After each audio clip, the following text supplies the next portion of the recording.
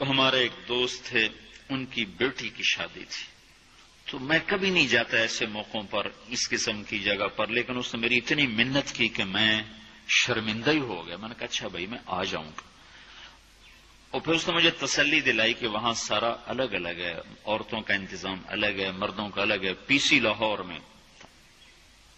تو میں نے کوئی 30-32 برس کے بعد اس ہوٹل میں قدم رکھا، ماضی کے دھندلکوں میں جھانکتے جھانکتے کتنی صبحیں کتنی شامیں وہاں گزری ہوئی تھیں غفلت کی۔ تو میں جب وہاں سے نکلنے لگا کھانے کے بعد، تو عورتیں نکل رہی تھیں، اکثر بے پرد تھیں، تو وہاں گیلری میں مجھے کسی نے روک لیا، وہ مجھ سے بات کرنے لگ گئے، میں کھڑا ہو گیا، دائیں بائیں کچھ اور عورتیں کھڑی تھیں، اتنے میں سب کی نظر پیچھے لگی، عورتوں کی بھی مردوں کی بھی۔ تو مجھے سمجھ میں نہیں آیا کہ یہ نظریں پیچھے کیوں اٹھ رہی۔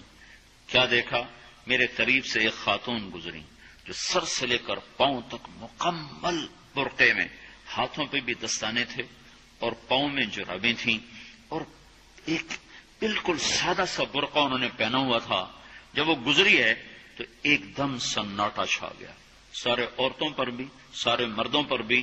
تو مجھے اس وقت خیال آیا کہ یہ حق ہے، یہ سورج جب چمکتا ہے تو ہر ایک کو اس کی روشنی نظر آتی ہے۔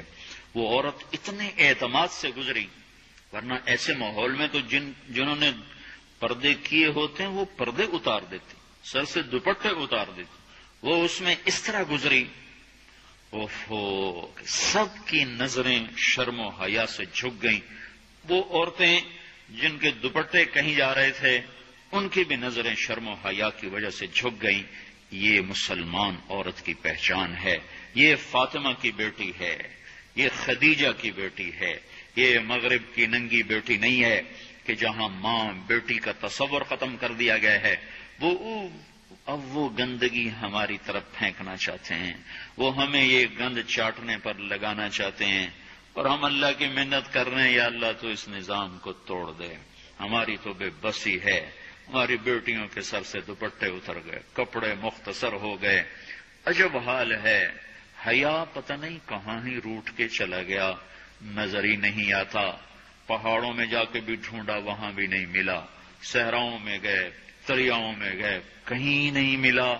کبھی ایک صفت ہوا کرتی تھی، آج پتہ نہیں کہاں سے ملے گی، کس بازار سے ملے گی، وہ منڈیاں ہی بند ہو گئیں۔